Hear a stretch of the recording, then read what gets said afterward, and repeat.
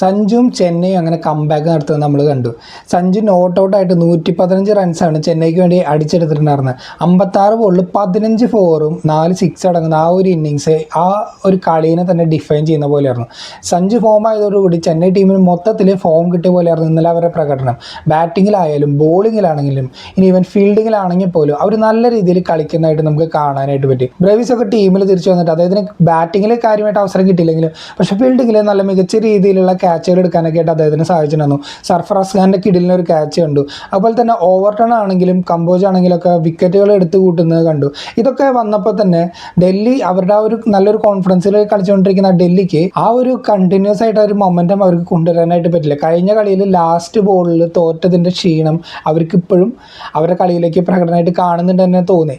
ഈ ഒരു കളിയിൽ ഒരവസരത്തിൽ ഇതിപ്പോൾ കഴിഞ്ഞ കളിയിലെ സെയിം സിറ്റുവേഷൻ വന്നിട്ടുണ്ടായിരുന്നു. അതായത് ലാസ്റ്റ് കുറച്ച് ഓവറുകളിൽ നിന്ന് വാലറ്റത്തിന് കൂട്ടുപിടിച്ചിട്ട് ഒരു ബാറ്റ്സ്മാൻ, അതും സൗത്ത് ആഫ്രിക്കൻ ബാറ്റ്സ്മാൻ, കഴിഞ്ഞ കളിയിൽ മില്ലർ ആണെന്നെങ്കിൽ ഈ കളിയിൽ സ്റ്റബ്സ് ആയിരുന്നു ആ ഒരു കാര്യം ചെയ്യാനായിട്ട് ഉണ്ടായിരുന്നത്. പക്ഷേ സ്റ്റബ്സ് 50 അടിച്ചെങ്കിലും ഒരു മോശം ഷോട്ട് കളിച്ചിട്ടാണ് സ്റ്റബ്സിൻ്റെ വിക്കറ്റ് പോയിട്ടുണ്ടായിരുന്നത്. ആ വിക്കറ്റിന് ശേഷം ഡ്രസ്സിംഗ് റൂമിലേക്ക് കയറി പോകുന്ന വഴി ഹെൽമെറ്റൊക്കെ വലിച്ചെറിയുന്നതൊക്കെ നമ്മൾ കണ്ടു. അപ്പോൾ ചെന്നൈയുടെ ഭാഗത്തുനിന്ന് ഒരു കംപ്ലീറ്റ് പെർഫോമൻസ് ആണ് നമ്മൾ കണ്ടത്. 23 റൺസിൻ്റെ വിജയം അവർക്ക് നേടാനായിട്ട് പറ്റി. ചെന്നൈയാണ് ആദ്യം ബാറ്റിങ്ങിനായിട്ട് ഇറങ്ങിയിട്ടുണ്ടായിരുന്നത്. തുടക്കത്തിൽ അവർ കുറച്ചുകൂടി കമ്പോസ്റ്റായിട്ട് കളിക്കാനായിട്ടാണ് ശ്രമിച്ചിട്ടുണ്ടായിരുന്നത്. സഞ്ജു ആണെന്നുണ്ടെങ്കിലും വലിയ ഷോട്ടുകൾക്ക് മുതിരാതെ ഗ്രൗണ്ടറായിട്ടുള്ള ഷോട്ടുകൾ കൂടുതൽ അടിക്കാനായിട്ട് ഫോറുകളിലൂടെ കൂടുതൽ റണ്ണ് കണ്ടെത്താനൊക്കെ ആയിട്ട് ശ്രമിച്ചിട്ടുണ്ടായിരുന്നു. ഗൈക്വാദിന് പക്ഷേ ഇപ്പോഴും ആ ഒരു ഫോമിലേക്ക് അദ്ദേഹം എത്തിയിട്ടില്ല. അടുത്ത മാച്ചുകളിൽ എന്തായാലും തിരിച്ചു വരുന്നതന്നെ നമുക്ക് പ്രതീക്ഷിക്കാം. നല്ല കാലിബറുള്ള ഒരു ബാറ്റ്സ്മാനാണ്.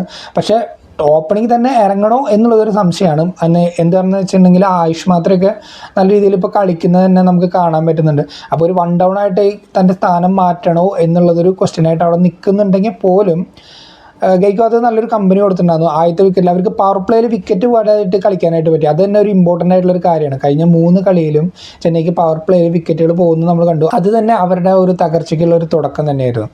പക്ഷേ ഈ ഒരു കളിയിലേക്ക് വന്നപ്പോൾ അവർ നല്ല രീതിയിൽ പവർ പ്ലേയിൽ സ്കോർ ചെയ്യുന്നത് കണ്ടു. അതുപോലെ തന്നെ സഞ്ജു അവിടെ നിന്ന് ഇന്നിങ്സോടെ നീളം അവർക്ക് വേണ്ടി നിന്ന് കളിക്കുന്നതായിട്ടും കണ്ടു. പിന്നീട് വന്ന ആയുഷ് മാത്രമാണെങ്കിലും സഞ്ജുവിന് നല്ല കമ്പനി കൊടുത്തിട്ട് അവർ രണ്ടുപേരും തമ്മിൽ നല്ലൊരു പാർട്ട്ണർഷിപ്പ് ഫോം ചെയ്യുന്നുണ്ടായിരുന്നു.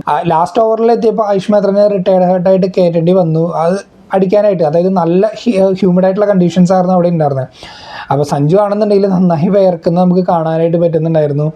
അതുപോലെ ആയുഷ് മാത്രമാണെങ്കിൽ നല്ല ടയർഡായിട്ട് കാണാൻ പറ്റുന്നുണ്ടായിരുന്നു. അപ്പോൾ ലാസ്റ്റ് ഓവറിൽ അടിക്കാനൊക്കെ ആയിട്ട് ശിവൻ ഡൂബിനെ കൊണ്ടുവന്നിട്ടുണ്ടായിരുന്നു. ശിവൻ ഡൂബെ ആണെങ്കിലും ലാസ്റ്റ് ഒരു ലിറ്റിൽ ക്യാമിയൊക്കെ അദ്ദേഹത്തിൻ്റെ ഭാഗത്തുനിന്നും കാണുന്നുണ്ട്. അങ്ങനെ സ്കോർ അവർക്ക് 212 വരെ എത്തിക്കാനായിട്ട് പറ്റി.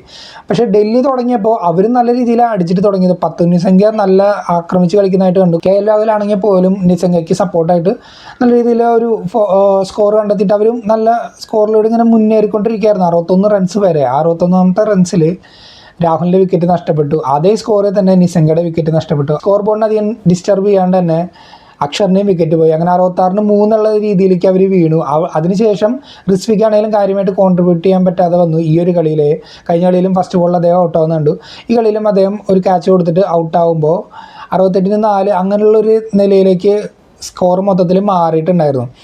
അപ്പോൾ ഈ ഒരു സാഹചര്യത്തിൽ അവർ കുറച്ചുകൂടി ട്രബിളായിട്ട് നിൽക്കുന്ന സിറ്റുവേഷൻസിൽ 2 എക്സ്പീരിയൻസ്ഡ് പ്ലെയേഴ്സ് ആ ഒരു സമയത്ത് ഡൽഹിക്ക് വേണ്ടി ക്രീസിൽ വന്നിട്ടുണ്ടായിരുന്നു. മില്ലർ ആണെങ്കിലും സ്റ്റബ്സ് ആണെങ്കിലും അവർ തമ്മിലൊന്ന് റീബിൽഡിങ് പതുക്കെ സ്റ്റാർട്ട് ചെയ്ത് വരികയായിരുന്നു. പക്ഷേ അവിടെ ഓവർടൺ പിന്നെയും ബോൾ ചെയ്യാൻ വന്നിട്ട് മില്ലറിൻ്റെ വിക്കറ്റ് കിഡിലിന് ഒരു ബോളിൽ എടുക്കുന്നതായിട്ട് കണ്ടു. അത് പിന്നെയും ഇവരെ വീണ്ടും സമ്മർദ്ദത്തിലാഴ്ത്തി. അതിനുശേഷം അശുതോഷ് വന്നിട്ട് കുറച്ച് അടിക്കുന്നതായിട്ട് കണ്ടു. അശുതോഷിൻ്റെ വിക്കറ്റ് എടുക്കാനായിട്ട് സഞ്ജു നൂറിന് ഒരു ടിപ്പ് കറക്റ്റായിട്ട് കൊടുക്കുന്നത് നമ്മൾ കണ്ടു. അതായത് അതിന് മുന്നത്തെ ബോളിൽ അശുതോഷ് 6 അടിച്ചിട്ടുണ്ടായിരുന്നു. അപ്പോൾ വൈഡറായിട്ടും സ്ലോവറായിട്ടും എറിയാനായിട്ട് സഞ്ജു സജസ്റ്റ് ചെയ്യുന്നതായിട്ട് കണ്ടു. അതേപോലെ തന്നെ നൂറ് എറിയുന്നതും കണ്ടു. അത് മിസ് ടൈമായിട്ട് അടിച്ചിട്ട് അശുതോഷിന് വിക്കറ്റ് പോകുന്നുണ്ട്. അപ്പോൾ സഞ്ജുവിൻ്റെ കോൺഫിഡൻസിൽ തന്നെ ഈ ഒരു കളിയിൽ നമുക്ക് നല്ല മാറ്റം കാണാനായിട്ട് പറ്റും. കഴിഞ്ഞ 3 കളികളിലും അതൊന്നും നമുക്ക് കാണാനായിട്ട് പറ്റുന്നുണ്ടായിരുന്നില്ല. അപ്പോൾ ഒരു സെഞ്ചുറി അടിച്ചുകൊണ്ട് തൻ്റെ ക്യാരക്ടറിലും അതുപോലെ തന്നെ തൻ്റെ ടീമിൻ്റെ ക്യാരക്ടറിലും ഒരുപാട് ചേഞ്ച് വരുത്താനായിട്ട് സഞ്ജുവിനും സാധിച്ചിട്ടുണ്ട്. അപ്പോൾ ഇങ്ങനെ ഒരു കംപ്ലീറ്റ് പെർഫോമൻസ് ആയിരുന്നു ചെന്നൈയുടെ ഭാഗത്തു നിന്നുണ്ടായിരുന്നത്. അപ്പോൾ അവർക്ക് സീസണിലെ ആദ്യത്തെ ജയം നേടാനായിട്ട് പറ്റി. ഡൽഹിക്കാണെങ്കിൽ ഇപ്പോൾ അടുപ്പിച്ച് അവർ 2 മത്സരം തോറ്റു. ആദ്യത്തെ 2 കളി അവർ ജയിച്ചിട്ടുണ്ടായിരുന്നു. 2 മത്സരം അവരിപ്പോൾ തോറ്റു. സഞ്ജുവിൻ്റെ ഈ പെർഫോമൻസ് വരും കളികളിലും നമുക്ക് കാണാൻ പറ്റുമെന്ന് പ്രതീക്ഷിക്കാം. നിങ്ങളുടെ അഭിപ്രായങ്ങളൊന്ന് കമൻറ്റായിട്ട് അറിയിക്കും.